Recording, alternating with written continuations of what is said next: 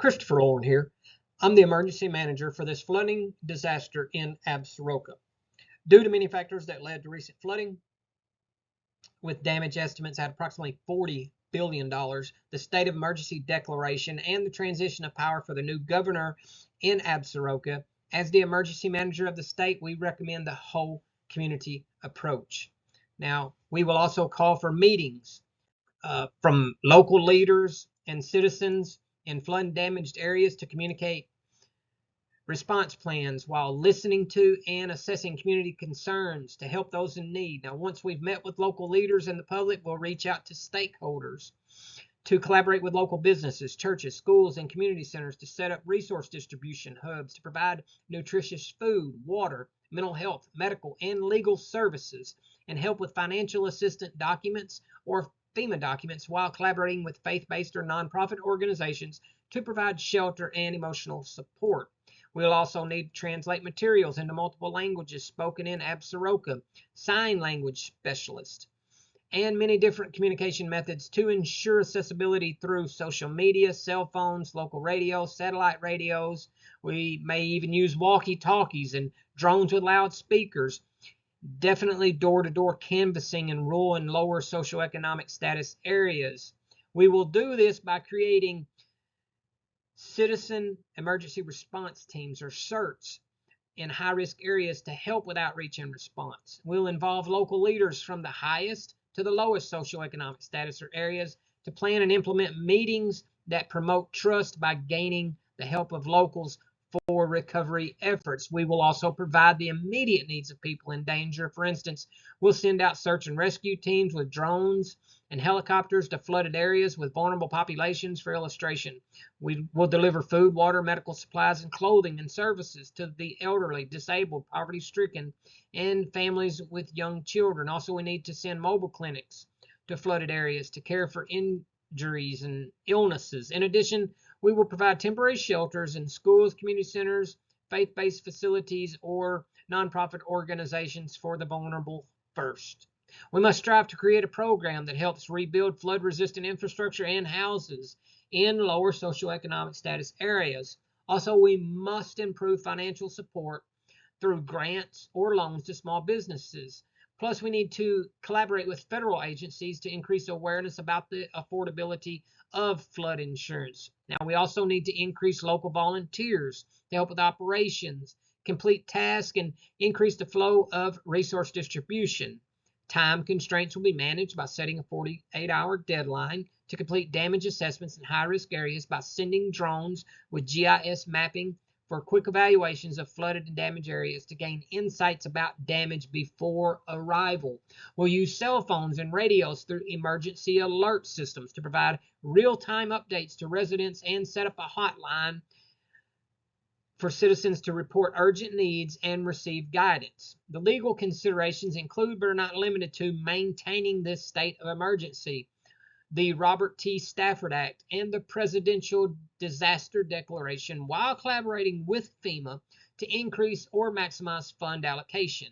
The Salvation Army, American Red Cross, Habitat for Humanity, just to name a few, and many other organizations will help those who are not insured to rebuild their homes. We must avoid political favoritism in resource allocation.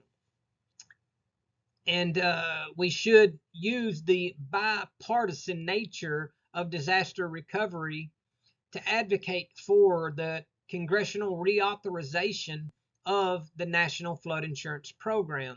We will allocate funds to repair damages to hospitals, schools, and transportation systems, and confirm there is access to clean water and electricity in high-risk areas while increasing awareness about the National Flood Insurance Program, while collaborating with state legislatures to explore subsidized insurance programs and educate citizens about the benefits of flood insurance, plus the available financial assistance programs for the vulnerable residents. Now, we will train these volunteers quickly to avoid operational delays and ensure safety. We'll assign the volunteers to tasks like sorting supplies and cleanup efforts. We will also avoid liability by having each volunteer sign a waiver. We will give clear and safe guidelines and basic training to reduce risk, and we will utilize the protections under the Volunteer Protection Act and the Good Samaritan Law to safeguard the organization and volunteers from potential lawsuits. Now, we will also need to consider justice and fidelity, and justice says that it's an equal distribution of resources while giving to those with the greatest needs first.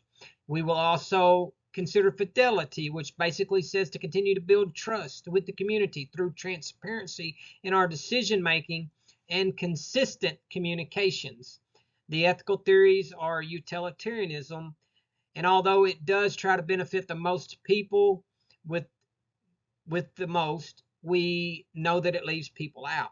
So we're going to go with the deontology theory to uphold duties to provide equitable aid regardless of political or financial implications.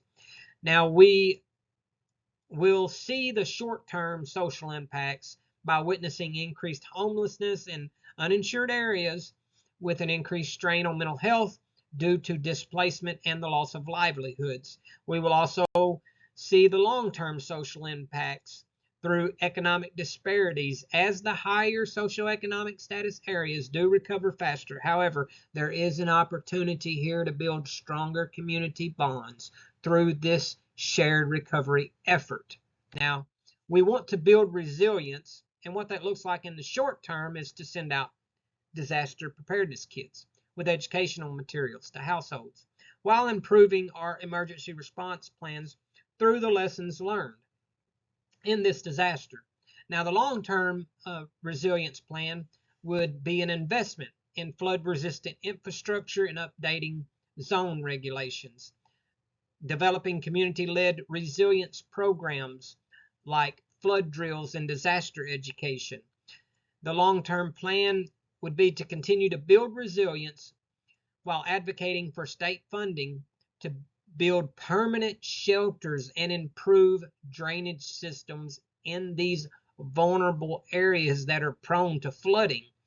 And we hope that considering and acting on the whole community approach of emergency management by providing needs and aligning our resources with ethical principles, that we will increase community resilience in Absaroka, and we will be more prepared to mitigate, respond, and recover from this disaster and the challenges of disasters in the future. Thank you for your time and consideration in this matter. Until next time.